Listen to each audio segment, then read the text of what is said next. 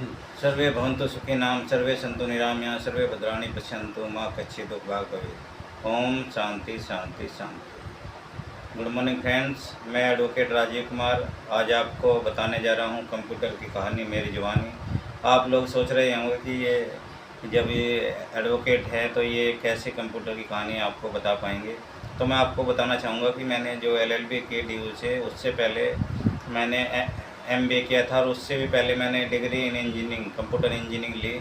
और computer engineering करने की वजह से मुझे कंप्यूटर की जो ज्ञान है, जो नॉलेज है, वो मैं आज आपके साथ शेयर करना चाह रहा हूँ। और आज मैं आपको बताने जा रहा हूँ कि कंप्यूटर की कहानी ये बेसिकली आपको मैं बेसिक ऑफ कंप्यूटर से बता रहा हूँ। और ये आपके जीवन में ग्रो करने में ज़रूर काम आएगी, चाहे आप किसी भी फील्ड से हो, चाहे आप चार्टर्ड अकाउंटेंट हो या आप जो है इंजीनियर हो या आप जो है व्यापारी हो, तो ये आपको बहुत ही मदद करने वाली है जो मैं आज आपको समझाने जा रहा हूँ। जो कंप्यूटर की जो हिस्ट्री है वो आपकी पिछले 200 साल की है। उससे पहले भी थे कंप्यूटर, लेकिन उन्हें हम सही मायने में कंप्यूटर नहीं कह सकते। जैसे आपको पता लगा होगा पाँच के लाइन था, एबेकस था, तो ये कंप्यूटर नहीं थे। बेसिकली एक जो है यंत्र थे जिन्हें निर्माण किया गया था गणना करने के लिए, लेकिन ये एक डेवलप रूप नहीं था कंप्यूटर का। तो ये कंप्यूटर की हिस्ट्री हम मान सकते हैं जो आपके चार्ल्स बेबेज थे, जिन्हें जो है कंप्यूटर का फादर भी कहा जाता है, उनके समय से। और उनका जन्म हुआ था आपका 1791 में और वे 1871 तक लंदन में रहे और लंदन में ही उनका जन्म हुआ था और लंदन में ही उनकी मृत्यु हुई। तो उन्होंने सबसे पहले एक एनालिटिकल इंजन बनाया था जिससे जो है ना जोड़ने और घटाने की प्रक्रिया बहुत आसान हो गई थी। और जो काम मतलब मनुष्य महीनों में करता था वो जो है उसके समय में कमी आई थी और वो जो है आपको मिनटों में ये काम किया जा सकता था। तो इस पे जो इससे आगे जो है ब्रिटिश गवर्नमेंट ने चार्ल्स बेबेज जी की हेल्प की थी, लेकिन वो एक डिफरेंस इंजन बनाना चाहते थे जो ज़्यादा अच्छे प्रोग्राम के साथ काम कर सके, लेकिन वो उसमें कामयाब नहीं हो पाए। तो इस तरह से उसके बाद भी इस पर लगातार रिसर्च होती रही। तो उसके बाद शुरू हुआ आपका जब वैक्यूम ट्यूब आई, तो सब तब से कंप्यूटर का युग शुरू हुआ। तो आप इसे जो मैं कंप्यूटर को बताना चाहूँगा, ये आज तक जो है आपकी जो जनरेशन रही है उसमें जो फर्स्ट जनरेशन थी उसमें वैक्यूम ट्यूब का प्रयोग किया जाता था उसके प्रोसेसिंग के लिए। तो जो है इसलिए इसे फर्स्ट जनरेशन का कंप्यूटर कहा जाता था। और ये बहुत ही बल्कि होते थे, बड़े बड़े होते थे बहुत। वैक्यूम ट्यूब बड़ी बड़ी होती थी, कमरों जितना साइज होता था। गणना तो फास्ट करते थे, लेकिन उसके साथ ही जो है इसमें बिजली की खपत भी बहुत ज़्यादा होती थी। और साथ ही जो है मतलब इसमें बहुत उचित कुशलता की भी आवश्यकता होती थी। और ये जो आपका वैक्यूम ट्यूब आधारित कंप्यूटर थे ये ज़्यादा समय तक नहीं रह पाए। और 1956 में जब जैसे ट्रांजिस्टर का आविष्कार हुआ तो 1956 से ट्रांजिस्टर का युग आ गया और वो आपका 1965 तक रहा। और उसमें फिर जो ट्रांजिस्टर बेस्ड कंप्यूटर थे वो भी आपके साइज में तो थोड़े कम हो गए, लेकिन उनकी में हीट हो जाते थे और अक्सर एयर कंडीशनर की ज़रूरत पड़ती थी उनमें। तो इस कारण से जब इसका भी विकल्प खोजा गया तो उसके बाद आपकी आ गई इंटीग्रेटेड सर्किट आ गया। इंटीग्रेटेड सर्किट से जो है थर्ड जनरेशन शुरू होती है आपकी 1971 से। और 1971 में जो कंप्यूटर बनने शुरू हुए में थोड़े उससे अच्छे थे जो पहले बनते थे। और इस प्रकार से जो है ये युग चला आपका 1971 से लेकर 1980 तक आप इसे मान सकते हैं। उसके बाद तो फिर माइक्रो प्रोसेसर ने इनकी जगह ले ली।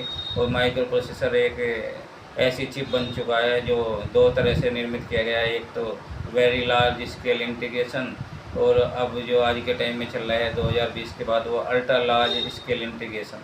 तो आप जो है ये जो जनरेशन ये मान सकते हैं आपकी, एक तो 1980 तक आपकी थर्ड रही, 1980 से आप जो है 2020 तक फोर्थ जनरेशन मान सकते हैं। और 2020 से जो जनरेशन है उसे आप फिफ्थ जनरेशन का नाम दे सकते हैं, क्योंकि इस टाइम पे अल्ट्रा लार्ज स्केल इंटीग्रेशन होता है और माइक्रो प्रोसेसर बहुत ही हाई कैपेसिटी के बन चुके हैं और टेक्नोलॉजी बहुत डेवलप हो चुकी है और कंप्यूटर बहुत छोटे साइज के हो गए हैं। और आप देख सकते हैं कि अब लैपटॉप और जो है आपके टैबलेट यूज हो रही है। और मोबाइल जो फ़ोन है वो भी आपका टच स्क्रीन वाला हो गया है। तो इस प्रकार से ये बहुत ही आर्टिफिशियल इंटेलिजेंस का प्रयोग किया जा रहा है। तो इस प्रकार ये जो जनरेशन चल रही है इसमें बहुत ही एडवांस कंप्यूटर हो चुके हैं, लेकिन पहले ऐसे कंप्यूटर नहीं होते थे। और इस तरह कंप्यूटर का जो इवोल्यूशन हुआ है पिछले 200 साल में सबसे ज़्यादा हुआ है।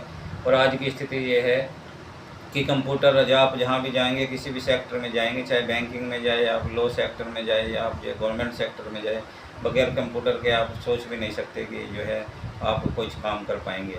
हर जगह जो है कंप्यूटर का प्रयोग हो रहा है, लेकिन ऐसा हमेशा नहीं था। तो आइए हम समझने की कोशिश करते हैं कि कंप्यूटर में बेसिकली होता क्या है।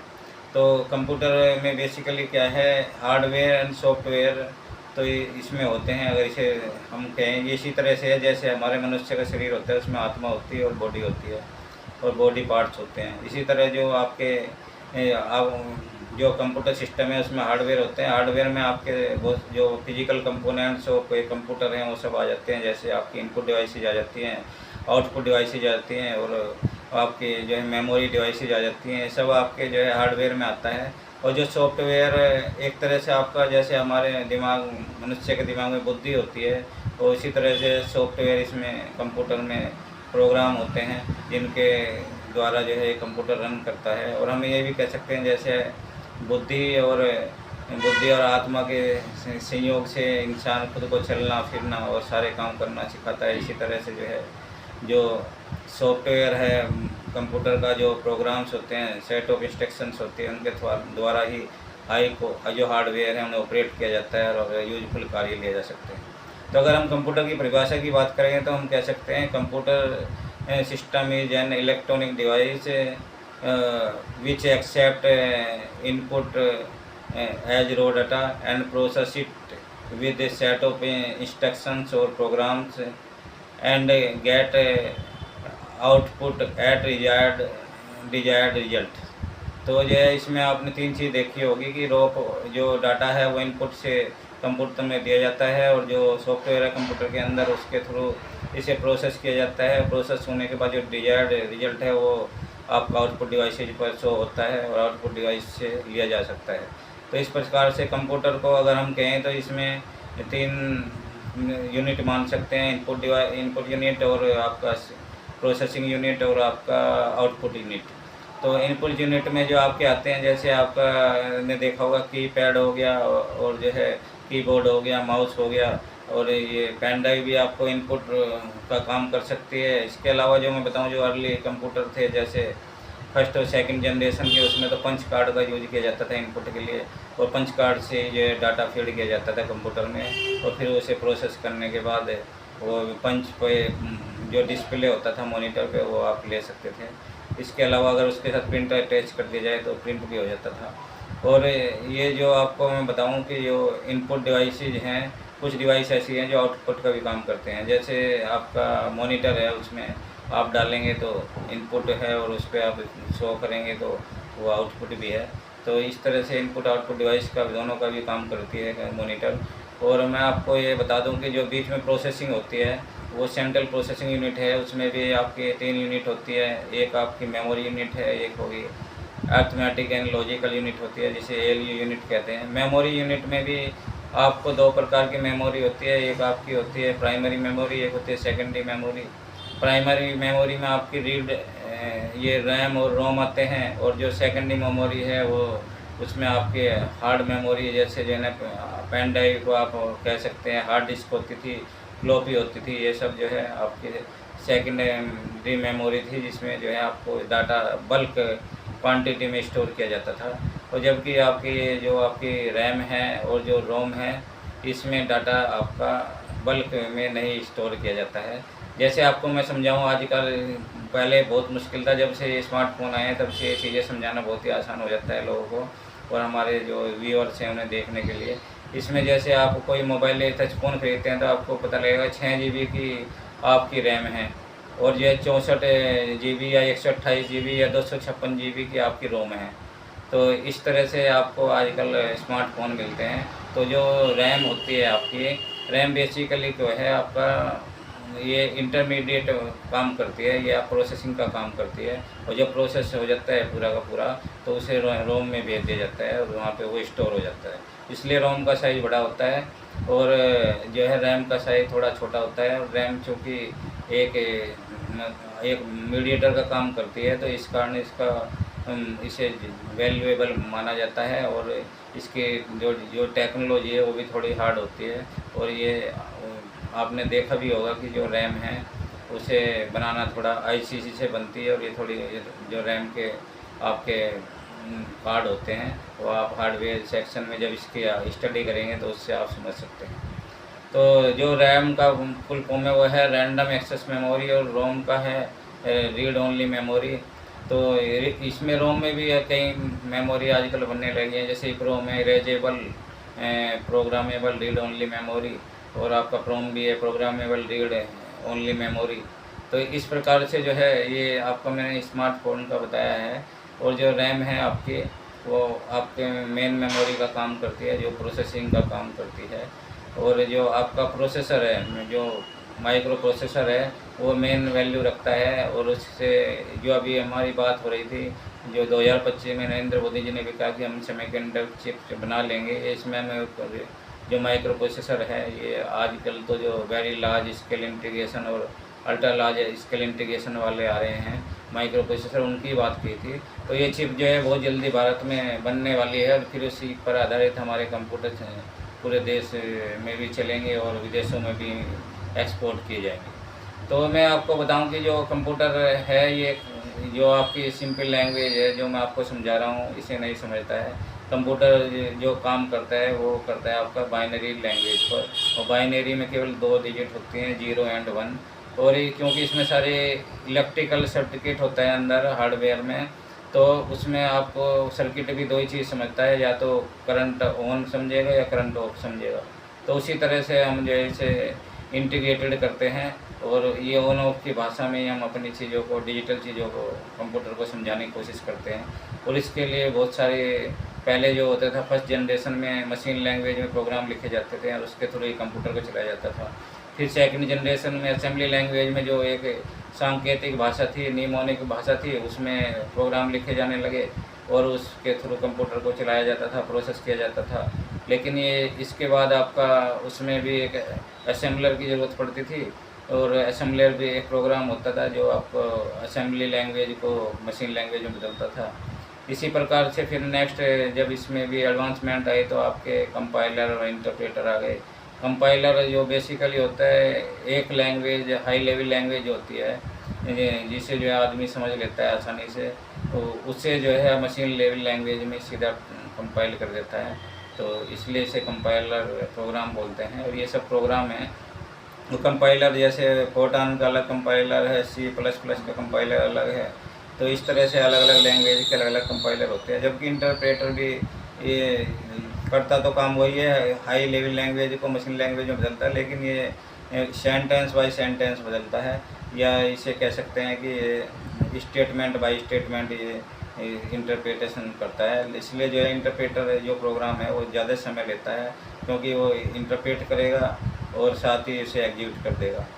और फिर दूसरे सेंटेंस को लेगा, इंटरप्रेट करेगा, एग्जीक्यूट कर देगा, तीसरे को लेगा, इंटरप्रेट करेगा, एग्जीक्यूट करेगा कंप्यूटर। तो इस तरह से जो है इंटरप्रेटर में जो समय लगता है वो ज़्यादा लगता है और कंपाइलर में समय कम लगता है। ये इन दोनों प्रोग्राम के बीच का डिफरेंस मैंने आपको बता दिया है।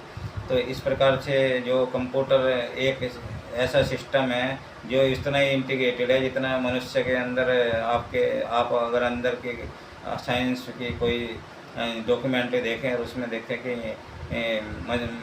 Man heart system and man मतलब जो है मैन का स्केलेटन, ये सारे सिस्टम इतने कॉम्प्लिकेटेड होते हैं। और जो मनुष्य की आपकी धमनी और सिरा है, नसों का जाल है अंदर, वो इतना कॉम्प्लिकेटेड होता है। उसी तरह से कंप्यूटर भी इतना इंटीग्रेटेड बनाया जाता है जिसे समझने के लिए बहुत ही हाई एक्सपर्टाइज की ज़रूरत होती है। तो इस प्रकार से मैं कह सकता हूँ कि जो कंप्यूटर सिस्टम है उसने एक क्रांति ला कर रख दी है, और आज के टाइम में आर्टिफिशियल इंटेलिजेंस का प्रयोग कंप्यूटर में ज़्यादा किया जा रहा है। जैसे आपको मैं बताऊं कि जो है आप जो है कुछ बोल सकते हैं और कंप्यूटर आपको काम कर दे, रोबोट वाला काम भी कर दे।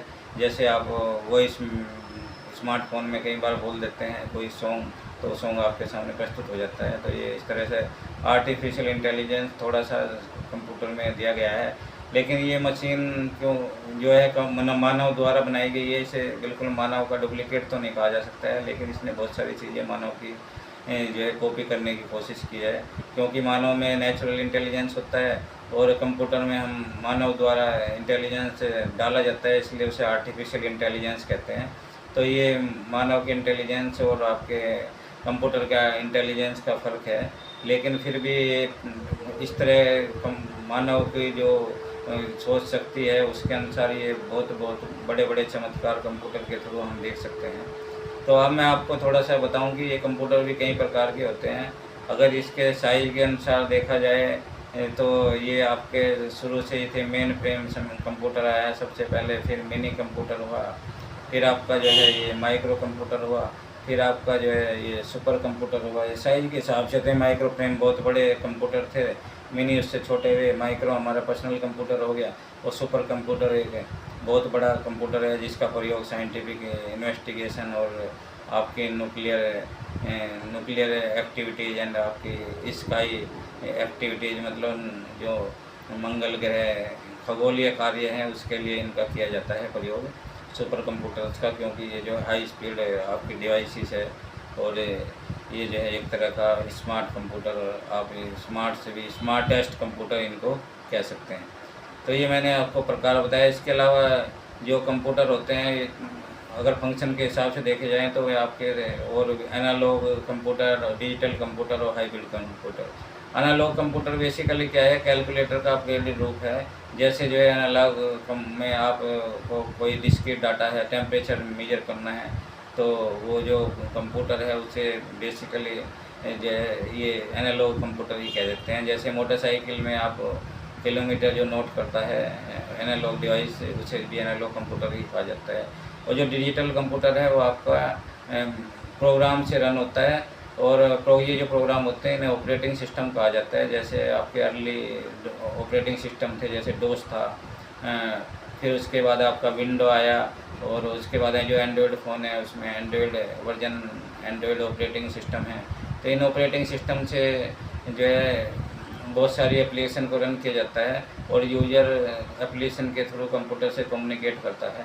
जैसे मैं आपको बताऊं कि जो सिस्टम सॉफ्टवेयर है, जो आपका डेस्कटॉप कंप्यूटर है, उसमें विंडो है, और विंडो में जो कुछ एप्लीकेशन प्रोग्राम है जैसे MS ऑफिस हो गया, और जो है आपके नोटपैड हो गया, और भी बहुत सारे जो एप्लीकेशन प्रोग्राम हैं वो एक तरह से आप यूज़र की मदद करते हैं, और एप्लीकेशन प्रोग्राम के थ्रू हम अपना डॉक्यूमेंट को तैयार करते हैं, और फिर उसे ऑपरेटिंग सिस्टम उसे प्रोसेस करता है, और फिर वो हमें डिजायर्ड रिजल्ट देता है। चाहे वो हम उसे चाहे तो सेंड कर दें ईमेल से, या उसका प्रिंट आउट ले लें और उसकी हार्ड कॉपी बना लें। तो इसमें जो मैंने प्रिंट आउट का नाम लिया था, प्रिंटर भी इसमें कंप्यूटर में एक बहुत इम्पोर्टेंट रोल अदा करता है। एक समय आप याद कीजिए, तो आज से 200 साल पहले जब जो हाथ से लिखना पड़ता था, और जो प्रिंटिंग थी वो उतनी हाई क्वालिटी की नहीं थी, और उसमें काफ़ी लंबा समय लगता था। तो इस तरह की चीज़ें थी, उसे जो है ये जो प्रिंटर ने बहुत सोफिस्टिकेटेड और जो है बहुत ही एडवांस स्टेज में ला दिया है। आजकल जो प्रिंटर हैं आपके इंकजेट प्रिंटर, डॉटमेटिक्स प्रिंटर, और आपके लेजर जेट प्रिंटर भी आ रहे हैं, और इससे जो है ना हाई स्पीड प्रिंटिंग होती है, और आप जो है ना बहुत कम समय में ज़्यादा प्रिंटिंग का लाभ ले सकते हैं। तो इस प्रकार से जो आपके आउटपुट डिवाइसेज हैं उसमें प्रिंटर एक महत्वपूर्ण रोल अदा करता है, क्योंकि ये सभी डॉक्यूमेंट्स को प्रिंट करने का काम करता है। और आजकल जितने भी ऑफिसेज हैं, जितने भी कोर्ट्स हैं, और जितने भी गवर्नमेंट सेक्टर्स हैं, सभी में कंप्यूटर एंड प्रिंटर और इनपुट डिवाइसेज का खूब प्रयोग हो रहा है। और जब से ये आपका लैपटॉप और टैबलेट और ये मोबाइल स्मार्टफोन आए हैं, तब से इसमें जो कंप्यूटर की नॉलेज है वो बहुत ज़्यादा लोगों को हो गई है। और जिन लोगों को नहीं भी है वो किस वीडियो को ज़रूर देखें, जिससे जो है वो समझ पाएँ कि उन्हें बेसिकली कंप्यूटर है क्या, और वो किस तरह से मनुष्य की मदद करता है, और किस तरह से हम जो है इसका प्रयोग कर सकते हैं। तो अब मैं कंप्यूटर के कुछ जो लाभ मैंने आपको बताइए हैं कि किस तरह से इंसान को इतने सारे लाभ दे रहा है। हालांकि इसके कुछ नुकसान भी हैं। नुकसान क्या हो सकते हैं, ये है जैसे जो है ना बच्चे बहुत ज़्यादा समय तक, लंबे समय तक, घंटों घंटों अगर कंप्यूटर पे काम करते रहें तो उनकी आँखों में दोष उत्पन्न हो सकता है।